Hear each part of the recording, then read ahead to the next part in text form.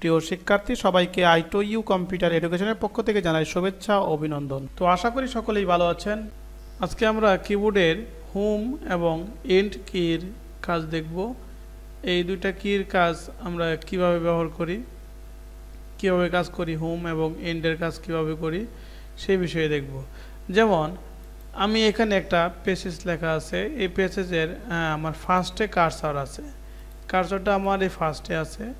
এখানে আমি যদি এই কার্সরটাকে আমি লাইনের লাস্টে নিয়ে আসতে চাই তাহলে কীভাবে নিয়ে আসবো? হয় মাউসে ক্লিক করে নিতে হবে, যে কোনো জায়গায় মাউসে ক্লিক করে নিতে হবে, কিংবা ফার্স্টে নিতে হবে এবং লাস্টে ক্লিক করে লাস্টে আসবে। এখন আমি কিবোর্ডের মাধ্যমে কীভাবে নেব?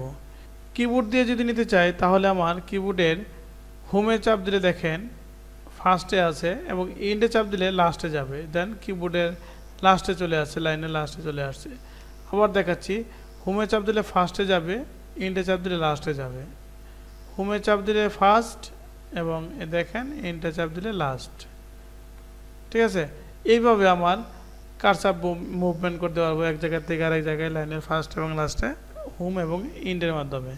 এছাড়াও আছে, যদি আমি একটা দেখা যাচ্ছে আমি 100 পেজ টাইপ করছি, 100 পেজের মাঝে 100 পেজে চলে যাব, এক লাফে চলে যাব 100 পেজে, তখন আমি কীভাবে যাব? তখন আমরা কি করব, কন্ট্রোল এন চাপলে আপনার একবার লাস্ট পেজ চলে আসবে। যেহেতু আমার লাস্ট পেজ নাই, একটা পেজ আছে 1 of 1, সেহেতু আমার এক পেজেরই লাস্টে দেখাচ্ছে। ঠিক আছে, এখানে দেখাচ্ছে। যখন আবার কন্ট্রোল হোম চাপ দিব দেখেন একবারে ফার্স্টে চলে আসছে। আবার যখন কন্ট্রোল এন্ড চাপ দিব লাস্টে চলে যাবে, আবার কন্ট্রোল হোমে দিলে ফার্স্টে চলে যাবে।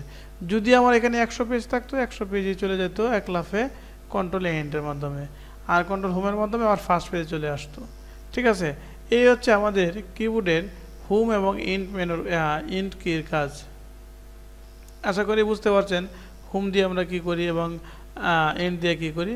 হোম দিয়ে আমরা সবসময় ফার্স্টে যাই এবং এন্ড দিয়ে লাস্টে যাই।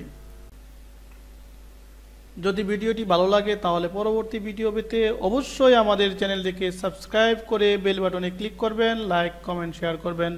ধন্যবাদ।